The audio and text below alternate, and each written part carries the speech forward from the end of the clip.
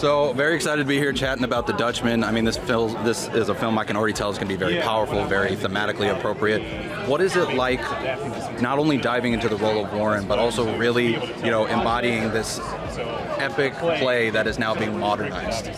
I mean, for me, it's just a really cool opportunity. I've done plays before, and the way that you take a play, push it onto screen in terms of a translation, execution is everything. The last time I was in a play translation or adaptation was One Night in Miami. I would say that turned out well for everybody. Absolutely it did. So I'd also like to think I have an eye for certain quality. And when it came to this project, reading the script and looking at who the cast was and the director was, I was like, yeah, that quality just seems right there aligned. I love that. And I always find it interesting to hear about how a director maybe unlocks something new in their actor that they hadn't gotten from a previous project, whether it's a note, whether it's a scene, whether it's just a conversation that they had in between. What was it like working with Andre, and would you say that he unlocked something in you that you could take into future performances? I would say that the thing that he unlocked would be the tutelage, or rather I would say for me it was almost like shadowing the director, because that's my next stage. So more or less I'm looking at the producing, I'm looking at the directing, I'm looking at how he handles his set, how he handles his casting, a piece of material of this magnitude. So I just take those lessons and I try to apply those for, the things that, like, right now I'm preparing to shoot a short. And I'm trying to get that all the way together. So I would definitely be hollering at him and be like, look, man, give me some tips. You know what I'm saying? Yeah. Well, I can't wait for you to jump into that field and to hear more about that short when it comes along. Before I let you go further down the line, I love Cross. I can't wait for season 2. Have you heard any updates on when we might start seeing images or releases or anything like that? I got the updates. I just can't tell you yet. But it's coming, though. It's coming. Awesome. Well, we look forward to it, and I look forward to getting in there and watching it. Thank you so much for taking the time. Really excited to talk about this film. Obviously, you have a history with the stage. I'd love to know if you were familiar with this play before signing on, or if you really dove into Amiri's source material after reading the script for this one. Honestly, I think I'm one of the few who I didn't know the play before signing on. But then, when I got the call, I read and I watched. There's a filming of the play. I think it was in the 60s that it was filmed, and basically the exact material, but in sort of like in a film format. And I thought it was quite interesting and really specific to its time, but then also Andre updated or just like threw in his own interpretation for it to kind of have some relevance into today, and so I thought it was really I was excited to explore after oh my goodness excited to explore after kind of digging in. So with that in mind, what would you say was the biggest key for you to unlocking who Lula was, not Lula, I'm so sorry. Kaya, yes, for the screen and following her journey with Andre's character. Yeah, I think I really didn't want to just be like supportive wife kind of. I'm obviously serving as a foil to Lula, but I really wanted to explore kind of Kaya's own morality, since I think this is a lot about identity and who you think you should be or shouldn't be, and I think Clay is making a lot of decisions that are he's trying to set himself free, but then also he's just not necessarily making decisions in the most guided way, and I think I didn't want Kaya to be this like perfect thing that he has to like earn or that he deserves, and like she's too good for him. I think she also made mistakes, and that was like a big thing for me. I think Andre had his own whole journey with the movie, but then my smaller part, I was really focused in on her also not being perfect, and her also not wanting to be sort of boxed into like the perfect wife kind of thing. So that's what was important to me. Well, it sounds like you really found a good nuance for her. I can't wait to see how it plays out on screen. Yeah. Before I let you go further down the line, I really missed Domino in Deadpool and Wolverine. I'm curious if you have had any talks with Marvel about possibly coming back in the future. I haven't had any talks with Marvel, but I talk about it to myself. So I don't know. I'd have to find a writer and do all that work. But maybe, who knows?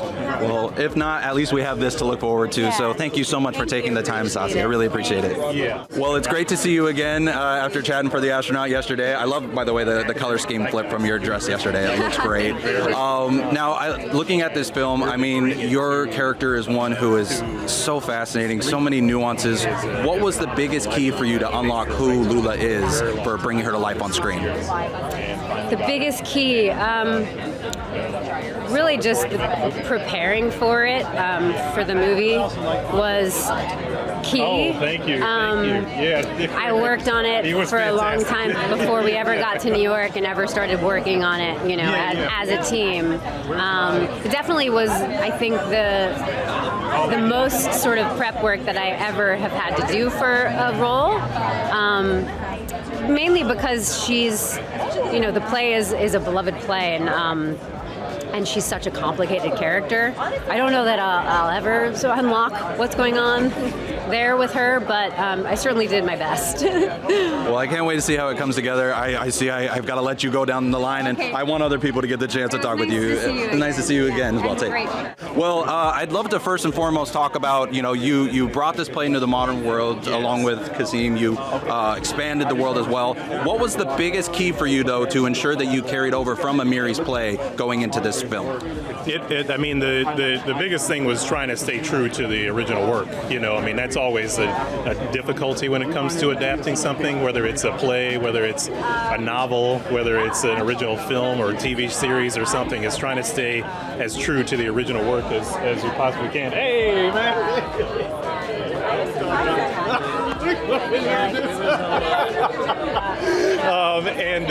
And so trying to stay true to that, and then I think the next challenging thing is that the original play is a one-act play that is two people on a subway car. So it was all about trying to shoot a real subway train, which we did. A 9-car subway train operated by the MTA, thankfully in one of their abandoned stations, so we didn't have to deal with all the people coming and going. But yeah, it was the real thing, and that was the first time. That's my producing partner, Jonathan, and we were trying to figure out how the hell we're going to shoot on a real subway train, but we did. We figured it out, and it came out fantastic. Yeah. Well, I can't wait to see it on a big screen, especially. It sounds like it's going to be a really immersive atmosphere to dive into. Now, we also can't talk about this film without talking about Andre and Kate. I mean, you know, very much the anchors for our story. What was it? How did you go about finding them to be the perfect people to play these two characters? Yeah, that's a great question. So Andre Holland and I are old friends. We went to NYU together. We've known each other for 100 years.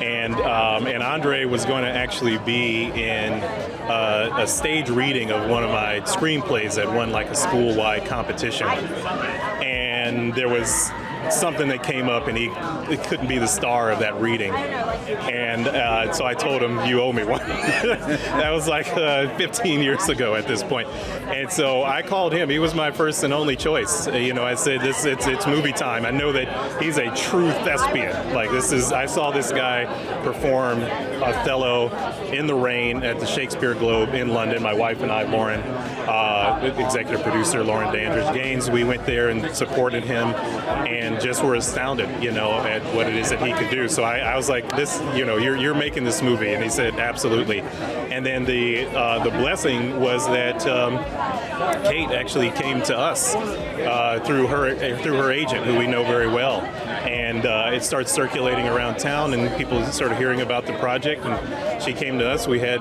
breakfast and did a FaceTime with Andre Holland, and we're off to the races, and that's movie time. So yeah, that's how it all came together. I love that. It's such a rewarding experience getting to reunite with somebody, and then smooth experience getting to bring on your other main star. Before I let you go further down the line, obviously Andre's character is a very complicated one who, you know, he has flaws, but he also represents a lot of really important social themes regarding modern black men. What was it like with Qasim from the writing process, really balancing that to ensure that the audience doesn't find ourselves distance from him that we can still ground ourselves in him? That's a fantastic question, actually. The goal here, like I said, was to try to maintain the original work as much as possible and then modernize it, bring it into the modern era. But I think that what Clay is going through, while there's a lot of these themes that are very specific to being a black man, is something that especially men can all relate to, and women can relate to, where you might meet the wrong guy, or the man might meet the wrong woman, and what that actually does to your life, and how in some cases it might completely destroy you, which is sometimes the goal. And so I think what was particularly unique about Andre Holland is that, he acts from here, so he's able to really bring out some of these performances in a way that is a director's dream, except it makes my job easy sometimes. And the fact that we know each other lets us have some honest discourse with each other, which we did, Well, again, I can't wait to see how all those elements come together. I'm hearing great things already, and so thank you so much for taking the time. Man. I really appreciate Grant. it. Appreciate Absolutely. you. From ScreenRant, how you doing? Hey man, I mess with you guys. Oh, awesome. We like hearing that. And Y'all gave my last movie this great review. I was like, thank you. ScreenRant, my last one was at Sundance, and it was the week that it was, we were trying to get a sale and all that, and the ScreenRant review came out. I was like, thank you. It was such a great review. But but they say you shouldn't pay too much attention to the great ones or the bad ones. You know what I'm saying? You gotta kind of keep yourself. But I'm not there yet consciously. I'm working on it, But well, I'm happy that we were able to make you happy, and I love that you're getting to premiere the film here at South by Southwest. I overheard you saying it's your first time in Austin, and you really want to expand Amiri's source material. I'd love to hear though, what was sort of the main seed that you wanted to ensure kept or carried over from the play as you made this modernized, wider version of the story? That's a good question. I think it's just not losing the essence of it. While a lot of it changed, did not want to lose the essence, right? It's like the essence of, there's almost like there's these eras we go through of there's Reconstruction, there's the Civil Rights Movement, then there's the movement of after George Floyd, and George Floyd movement was the biggest movement of all time. For 100 days, there was a march in America and around the world, right? Now, it's not been a movement that large since the Civil Rights Movement, and this is right around the time where he wrote the original material. So there's something about bringing it back alive in this moment where we can still talk about these things because these things are still very relevant, which is something to consider, And so that essence of really talking about these things, but in an entertaining way. Not that the original wasn't entertaining, because it was racy. It was intense. You never seen these kind of characters together really. Well, you had, but but to keep that essence and make sure that that we had that while also making it work with the current genre. Well, it sounds like it's a big challenge, but I can't wait to see how you pull it off, because I'm already hearing great things. And before I let you go further down the line, I'd love to hear what it was like working with Andre from the writing perspective, because the co-writing, you can come in with two different perspectives on the same material. What was that like working with him? Man, Andre is one of the deepest thinkers, one of the best actors out right now, one of the kindest people, very thoughtful. Every line he wanted to understand, every movement he wanted to, there were, and even the things that his choice as an actor, it was wow, okay, that was a good choice, I was honored, really, to work with someone of his caliber, and just, to hear the words that we put on the page come out of his mouth, and in the way they did. And then, you're writing, I don't like to write with actors of mine yet, unless I'm like brought on to write something where people are already attached. Then I have to sort of think of, because I like the characters to come alive on their own. Like, we're all like crazy as writers. Like, how are you going to speak for 25 people? Like, what are you talking about? In a single screenplay, you might be talking for 25 people. That's like crazy. Like, I might be a 5-year-old girl and then a 70-year-old guy and then a 26-year-old, and you have to like get in the mind and become these people briefly or for a while. And, so I think by the time it comes off the page from an actor's mouth, it's the new evolution of it, right? And like the evolution that Andre and everyone else, Kate and Zazie and Zazie and Aldis and Steven was all just like profound. Well, I really can't wait to see this electric cast come to life on screen. It sounds like you had a wonderful experience with them, and I hope you have a wonderful rest of your South by. Thank you so much for talking with me. Absolutely.